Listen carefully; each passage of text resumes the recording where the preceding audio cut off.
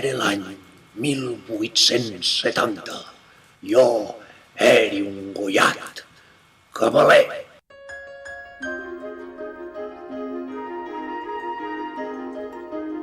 Així que diu que vos naten a Barcelona per fer-t'hi famós i escriure? Doncs així les lletres no en trauré res.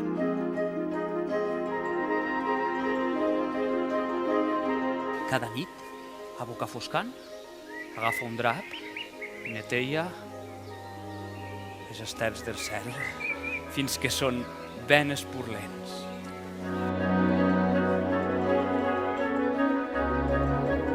Ja he sentit que a Talarn i a Vilamitjana ha arribat la filoxera.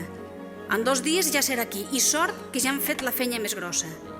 Però vinen temps difícils, i aquí ja saps que no es pot deixar de treballar. No es pot deixar de treballar, ja ho sé.